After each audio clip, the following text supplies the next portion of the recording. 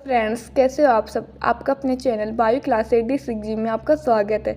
तो आज मैं आपके लिए एक नया टॉपिक लेकर आई हूँ। आज हम पढ़ने वाले जीवाणुबोधी वायरस के बारे में कि जीवाणुबोधी वायरस क्या होता है, कैसा दिखता है, उसकी संरचना कैसी होती है। आज हम इस वीडियो में पढ़ने वाले। तो हम शुरू करते हैं। जो जीवाणुबोधी है एक प्रकार का वायरस है। इन्हीं वायरस क्यों इन्हें जीवाणुबोधी क्यों कहा जाता है। तो आइए हम समझते हैं इन्हें जीवाणुबोधी क्यों कहा जाता है। माने कि हमारा एक बैक्टीरिया है, इस बैक्टीरिया पर ये वायरस है। जो वायरस है ना, ये वायरस इस बैक्टीरिया पर आक्रमण करेगा। इस वायरस का जो ये वायरस है ना, इसका डीएनए इसमें से होता हुआ बैक्टीरिया में पहुंच जाता है।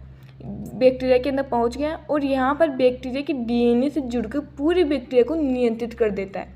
यानी कि एक बैक्टीरिया है, उस बैक्टीरिया पर एक वायरस आक्रमण करता है और आक्रमण जो वायरस का डीएनए है ना, वो डीएनए से इसमें बैक्टीरिया के अंदर से होता हुआ बैक्टीरिया में पहुँच जाता है और यहाँ पर इस बैक्टीरिया के डीएनए से जुड़कर पूरी बैक्टीरिया को नियंत्रित कर देता है।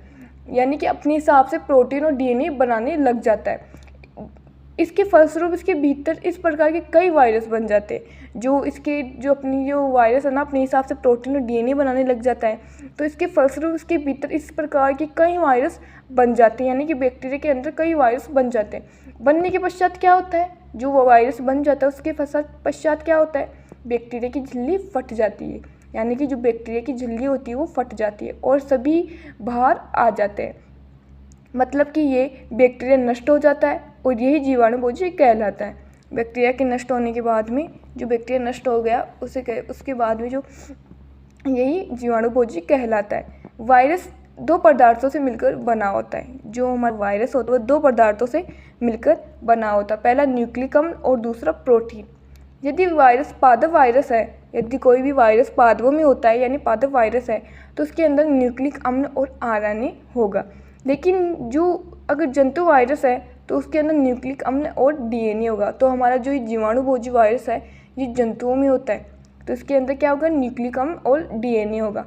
इसके दो भाग होते हैं, सिर और पूंछ। ये हमारा सिर हो गए, ये हमारी पूंछ हो गई।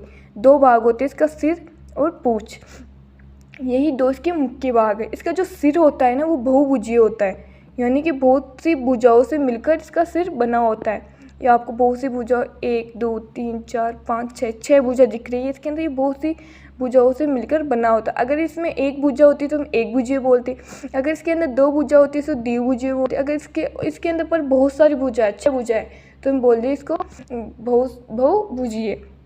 यानी कि बहुत भुजा होती है। फिर कॉलर, जो कॉलर होता है ना, वह पूंछ को इससे सिर से जोड़ता है। ये हमारी कॉलर है। यहाँ पर ये सिर हो गया, ये कॉलर हो गई, ये हमारी पूंछ हो गई।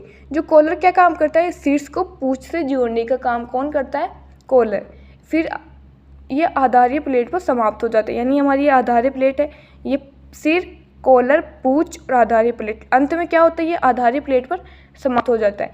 प्रत्येक कोने से फाइबर निकलते हैं। जो आधारीय प्लेट है उसके प्रत्येक कोने से फाइबर निकलता है। ये आपको फाइबर दिख रहे होंगे, ये हमारे फाइबर है जी। प्रत्येक कोने से फाइबर निकलते हैं, जी बोलते हैं पूंछ तंतु, यानी टेल फाइबर बोलते हैं इन्हें। फिर हम बात करें कैप्सिड की। कैप्सिड क्या होता है, कैप्सिड होता है छोटे छोटे प्रोटीन के अणुओं से मिलकर इसका बाह्य खोल बनाता है। जो वायरस है, जीवाणुबोधी वायरस है, उसके ये छोटे छोटे प्रोटीन के अणुओं से मिलकर इसका बाह्य खोल बनाते हैं, उसे बोलते हैं कैप्सिड। फिर हम बात करें पूंछ की। ये इसकी पूंछ है। पूंछ की बात करें हम इसकी, जो इस पर एक 24 रिंग पाई जाते हैं। इसकी पूंछ पर जो इसकी पूंछ है ना, उसके अंदर 24 रिंग पाई जाते हैं। ये सभी प्रोटीन का बना होता है। लेकिन किस प्रोटीन का बना होता है, संकुचनशील प्रोटीन का बना होता है। जो इसकी पूंछ है ना, वो संकुचनशील प्रोटीन की बनी होती है। जब ये बैक्टीरिया पर आक्रमण करेगा तो उस समय प्रोटीन उसको एडजस्ट होने में सहायता करती है और ये खोखला होता है। जब ये बैक्टीरिया पर आक्रमण करता है ना, तो उस समय प्रोटीन उसको एडजस्ट होने में सहायता करती है और ये खोखला होता है। ये हमारे पूंछ तंतु हो गए। अब हम बात करें, जो इसकी दूरी होती है ना, वो 650 एंगस्ट्रॉम होती है। जो इसकी दूरी होती है ना, वो 650 एंगस्ट्रॉम होती है। ये इसका शीर्ष हो गया। जो इसके अंदर ये तंतु देखिए, हमारा डीएनए है। ये हो गई इसकी कॉलर। और जो ये आवरण और कोर है ना इसकी, ये दोनों मिलकर बनाते हैं पूंछ का निर्माण करते हैं। आवरण और कोर मिलकर पूंछ का निर्माण करते हैं। ये इसकी पूंछ हो गई। फिर हम बात करें आधारीय प्लेट। ये इसकी आधारीय प्लेट है।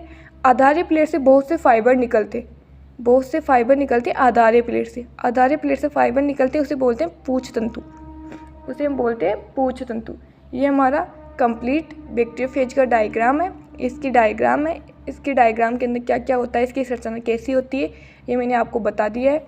आप चाहो तो इस वीडियो से आप डायग्राम भी बना सकते हो। बहुत आसान डायग्राम है। Thank you. वीडियो पसंद आए तो लाइक एंड सब्सक्राइब।